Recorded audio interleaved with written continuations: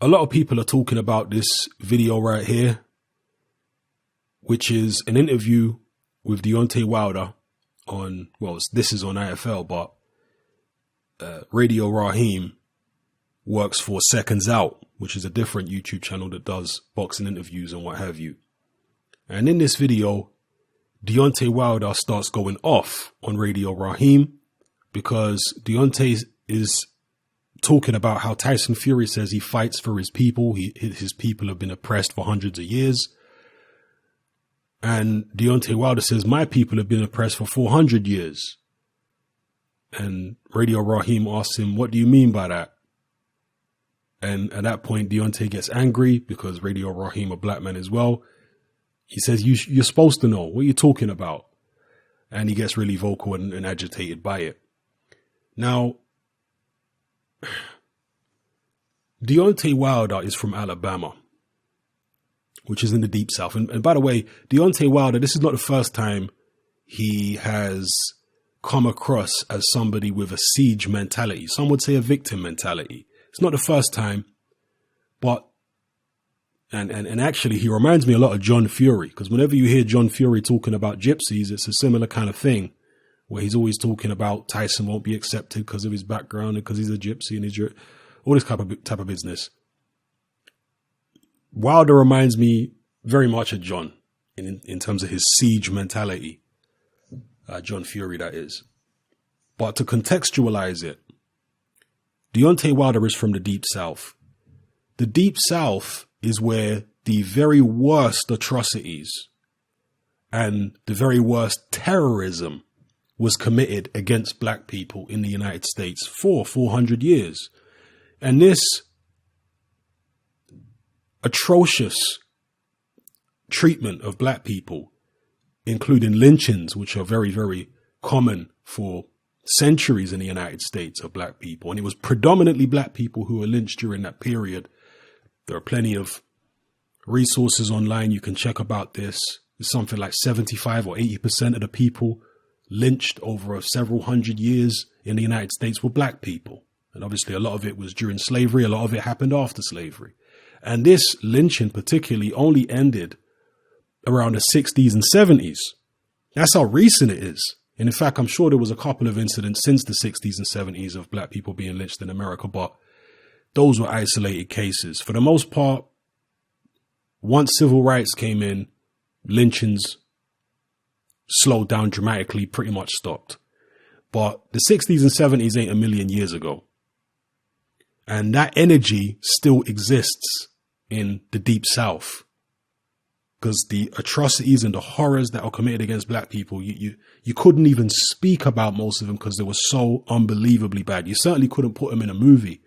The movies they have about slavery and the atrocities committed on black people after slavery, they don't show the true extent of the horror.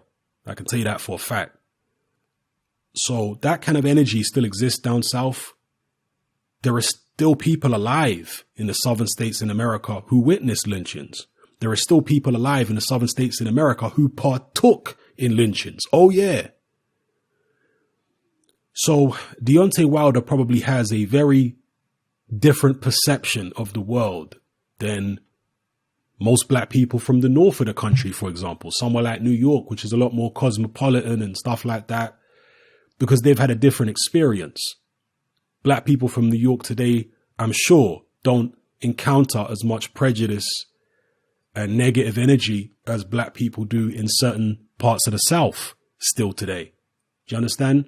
So Wilder probably has that siege mentality because of the environment he grew up in. Similar to John Fury, I've spoken about the prejudice that I've personally seen against gypsies in the United Kingdom. And look, I'm not going to get into why people feel a certain way about gypsies in the UK. All I can tell you is that I've seen a massive amount of open prejudice against gypsies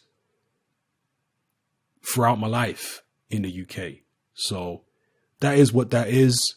And that's the reason that somebody like John Fury has also this siege mentality where he feels like everyone's against the travelers and We have to come out swinging. We're fighters. We've been oppressed for how many 100 years. Similar kind of mentality, really, that John Fury has and Deontay Wilder has.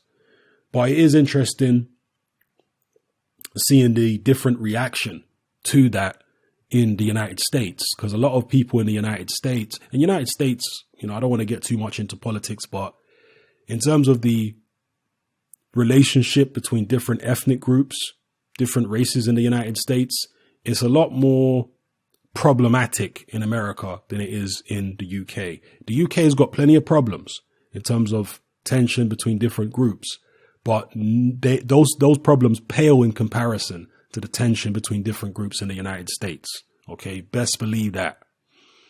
And I guess Wilder is angry that the American press and the American public seem to be latching on to Fury and his story and giving him a lot of sympathy.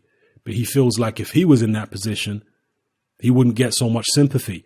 And he might be right, unfortunately, because America is just that kind of country. That's the kind of country it is. There's still a lot of tension and a lot of problems there. And there's a lot of favoritism towards certain people and prejudice against other people.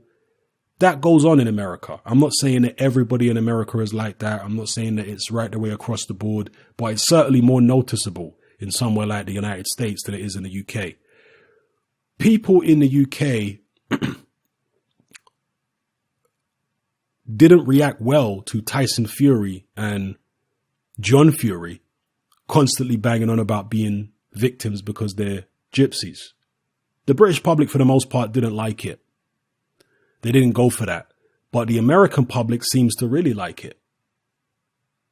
I don't know about let me take it back. I don't know about the gypsy part.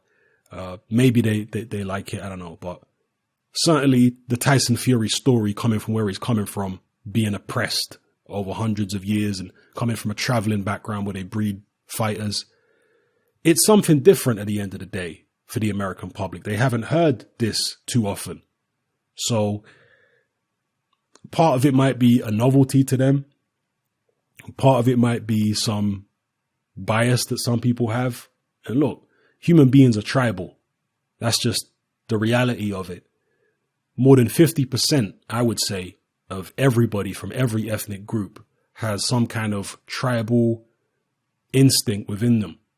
More than 50%, I would say. So that's going to be there.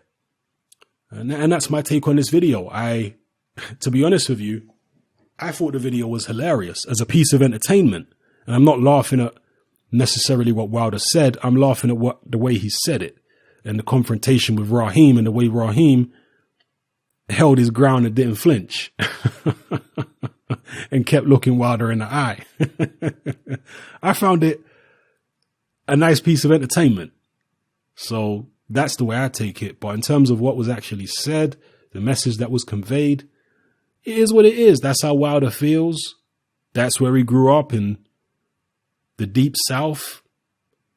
Anybody who thinks the Deep South is completely reformed and all of the old ways are gone, you're very naive. Very naive.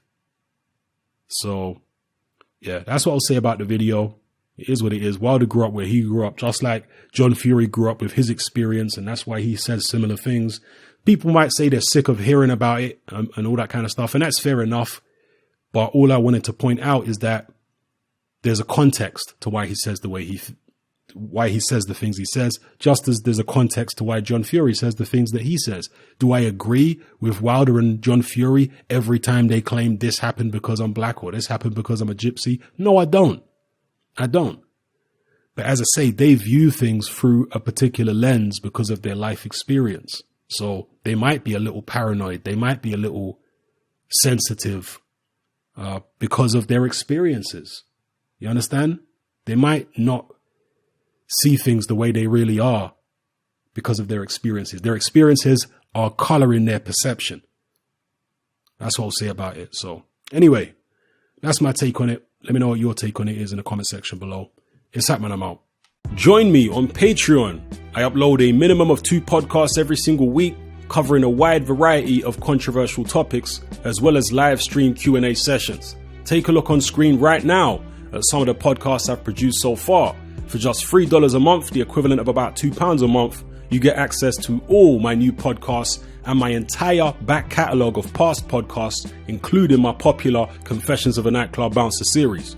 You can listen on your computer or on your smartphone or tablet by downloading the Patreon app from the Google Play Store or the App Store for free. The Patreon app also allows you to download each podcast in MP3.